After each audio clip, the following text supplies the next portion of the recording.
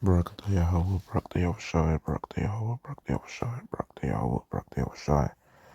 Call Lamb, Adonai Yahweh, Bashim Shamalak Yahweh, Bashim Kakadash. Double honor to the apostles and elders, great no storm, peace, citation, and hope for elect, Shalom. And the title of this video is going to be Kyrie Irving is suspended for anti-Semitic speech. I may title it something along those lines, but for the most part, he basically posted something on social media that was regarding a documentary or book I saw stating from Hebrews to Negroes or so, showing you the downfall of the nation of our people, and eventually he ended up getting suspended for that. And he's receiving a lot of let's just say maltreatment from the small hats. And this is what it says in CNN. It says Kyrie Irving will miss the first of several Brooklyn Nets games Friday after he was suspended for comments regarding his tweet linking to an anti-Semitic documentary. The Nets suspended Irving Thursday after he initially doubled down on his decision to share the content of his Twitter account. The star point guard issued an apology hours later on his verified Instagram account, in which he said he takes full accountability for his action. And quote, to all Jewish families and communities that are hurt and affected from my post, I am deeply sorry to have caused you pain, and I apologize, Irving wrote. I initially reacted out of emotion to being unjustly labeled anti-Semitic, instead of focusing on the healing process of my Jewish brothers and sisters that were hurt from the hateful remarks made in the documentary. Kyrie Irving apologizes amid Twitter controversy and suspension by Brooklyn Nets over failure to disavow anti-Semitism. It was a related article. In quote, I had no intention to disrespect any Jewish cultural history regarding the Holocaust or perpetuate any hate. I am learning from this unfortunate event and hope we can find understanding between us all. Irving continued. On Friday, criticism of Irving continued to mount, with Nike suspending its relationship with the NBA star. So you see the same shit that they did to Nick Cannon, the same shit that they did to Kanye West. And Nick Cannon, I think he said some shit like that a year ago about who the true Jews were. And then he wanted to take back what he said. Same thing that's happening with Kanye West too this time. You know how he basically said something that was offensive to the small hats, and look what's happening to his business. Now the same thing is happening with Kyrie Irving. Because basically anything that you say against these Jewish people, because they're the ones that control everything. They're the ones that run the whole world. So if you say anything that goes against their agenda, and you're considered, that's considered to be breaking code as a celebrity. And they will pretty much get you blacklisted, and they may even get you killed for saying certain things like that. So, yep. And, it says, in quote, at Nike, we believe there is no place for hate speech, and we condemn any form of anti-Semitism. Nike said in a statement to CNN. To that end, we've made the decision to suspend our relationship with Kyrie Irving, effective immediately, and will no longer launch the Kyrie 8. We are deeply saddened and disappointed by the situation and its impact on everyone. The company's move after Irving defended his decision to share a link to the 2018 film Hebrews and Negroes, Wake Up Black America last week. The movie, based on Ronald Dalton's book of the same name, has been blasted by civil rights groups for its anti-Semitism. Reporters asked Irving earlier Thursday before he posted his apology if he holds anti-Semitic beliefs or if he was sorry. At the time, he replied, saying he respects all walks of life and that he didn't mean to cause any harm. So it shows you right there he can't even tell the truth. But I don't want to really go too much in the article, but there were certain things that he had to do to basically after his suspension to kind of like, I guess I could say, to get him off the blacklist, he had to do a certain amount of things. There were a certain amount of requirements that he had to do to basically gain the approval from those small hats. So these are one of the requirements that he had to do. It said apologize / condemn movie. That's the first requirement. Second is 500K donation to anti-hate causes, sensitivity training, anti-Semitic training, meet with ADL Jewish leaders, meet with Joe Tsai to demonstrate understanding. So those are the requirements that he needed to complete to return to the team, they said. But what a lot of people don't really understand is that those NBA stars, like majority of them that are actually, in NBA are mostly, Jakes, they're the ones that's actually putting up a good performance. And what people fail to realize is that if you take away our people from being in the NBA,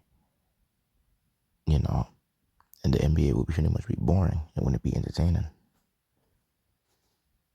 From all the 3-point shootings, the ankle breakers, the slam dunks, crossovers, the whole nine.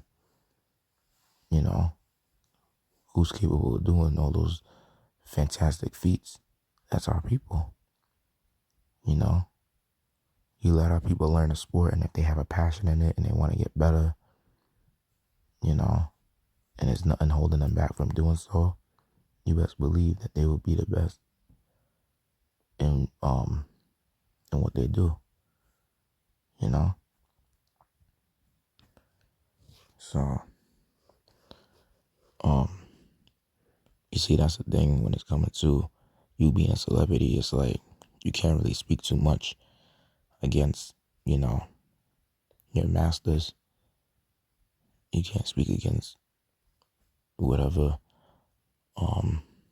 agenda that this so-called white man places. And if you do so, they will find a way to, to make you want to take back what you said. So in Deuteronomy 28, verse 13, it says, "And the Lord shall make thee the head and not the tail, and thou shalt be above only, and thou shalt not be beneath, that thou hearken unto the commandments of the Lord thy God, which I command thee to this day to observe and to do them." But instead, when you read verse 44, it says, "He shall lend to thee, and thou shalt not lend to him. He shall be the head, and thou shalt be the tail. Moreover, all these curses shall come upon thee, and shall pursue thee, and overtake thee until thou be destroyed, because thou hearkenest not unto the voice of the Lord thy God to keep his commandments and his statutes which he commanded thee." Exactly. And that's what shows you right there that, because our people, no matter how rich and famous they may be on this side, they're still always going to be controlled no matter what. And that's a curse. So you may have our people that may reach a billionaire status, maybe a multi-millionaire or so. No matter what, they're always still going to be controlled. And pretty much like the enemies who lend to us is, Esau and these heathens, these other nations. Because when we want to get a job or when we need to take out a loan, who do we have to go to? It's mainly the enemy. because they're the ones that run the company, you know. And a lot of the times they're always put in high places. And when it's coming to our people, you know, our people may be put on a high place as well, but in certain positions. But the thing is that our people don't stick together. You know, if anything, they're more hesitant to help each other out, but they're so quick and desperate to help out their enemies. And we're talking about the enemies of the nation of our people that a lot of our people are quick to help out. And they're what you know as coons. You know, and that's the reason why, you know, you have a lot of this coon shit that goes around, because people feel like they want to be in league with their oppressors, that they want to finally be, you know, pretty much like valid with them so that they could stop being oppressed themselves, you know. And when you do that, that's what? And that's making a covenant with death. Even when you're a celebrity, to some extent, you are making a covenant with death, because, you know, you're so famous, you don't want to speak on certain things, you know.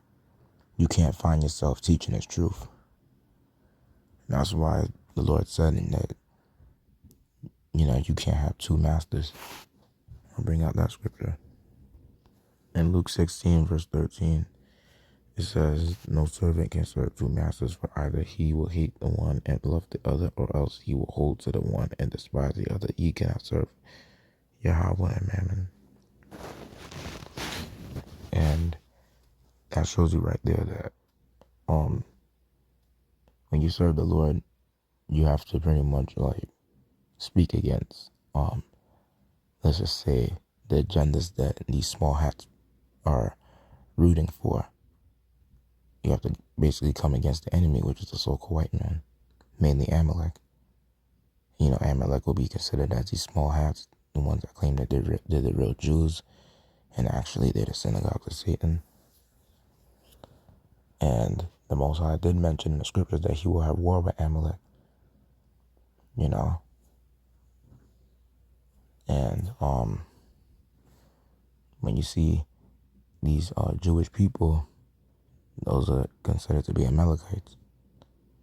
And the Lord really hates their nation of people, which in fact they come from the nation of Edom. Amalek is the chief tribe of the nation of Edom. And the point I'm trying to make is they're the ones that control the world. Job 9:24 says, earth is given into the hand of the wicked. And they're the ones that funded the slave trade first. They're the ones who had, you know, the first hands on our people. Well, honestly, there was the Hamites. And then, you know, the Amalekites bought our people and funded the slave trade. So, but with that being said, that documentary, whatever the case is that Kyrie Irving shared, saying from Hebrew to Negroes, you know, that was a curse that, you know, if you look into that documentary that he was sharing, and it goes back to Deuteronomy 28.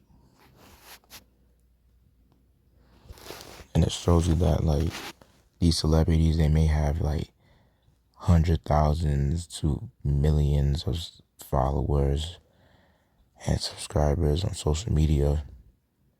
You know, they get the subscribers on YouTube, and then they got all the followers on Twitter, Facebook, Instagram, you know, and even Snapchat.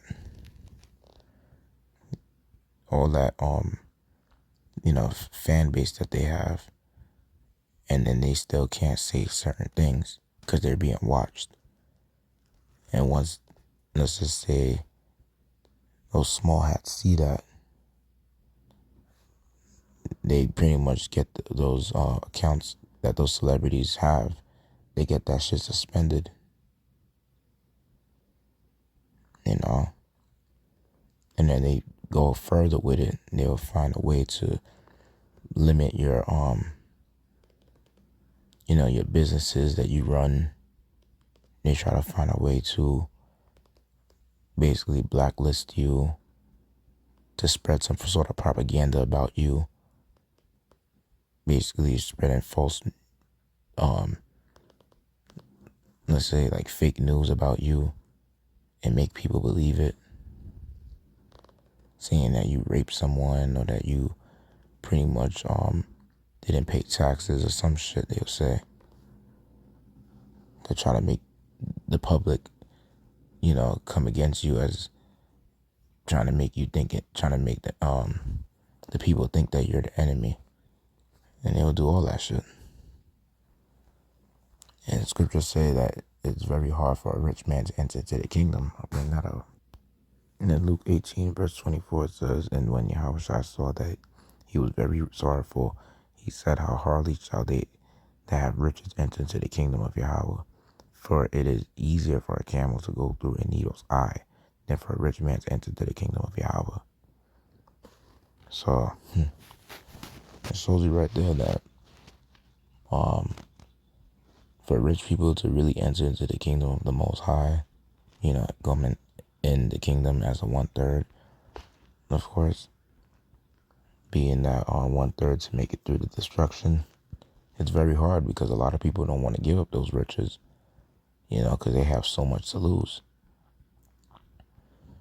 Then when you realize when you're in this truth, you don't really have that much to lose a lot of the time, because, you've realized that through the Spirit, a lot of the stuff that we have is just temporary, because when the MOTB is going to be implemented, you're going to have to really make a real option, whether you choose to be a part of it or you choose to, to give everything up and live as a pilgrim on the earth. A lot of these celebrities, they living so lavishly, living so comfortably, they can't see themselves doing that, But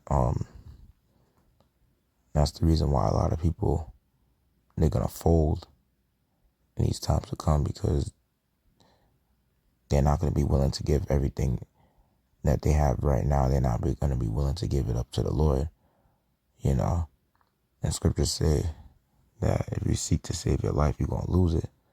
But he that loses his life, that seeks to lose his life, shall find it. Because this truth is really life. This truth is the tree of life. So when you found this truth, you found the understanding of this truth, and you hold on to it to their life, you actually have found the life. Believe it or not. But for those that want to seek to save their life in the most carnal way and not care about hearing these words, what they actually don't understand is that they're going to find themselves, ironically, in a bad situation that's going to cost them their life, in the worst fashion. And that's the majority of these people. They're going to be what? They're going to be destroyed. I mean, don't get me wrong, even the brothers that in the truth, they're going to find, that they're going to be in a concentration camp, or so some of them are going to be martyrs. But at the same time, whoever is the first dead is the first risen in the Lord. So, even if you're a martyr for the truth, the Lord still has you written in the book of life. The majority of people that don't want to give up what they have right now, they're going to find themselves in a bad situation, and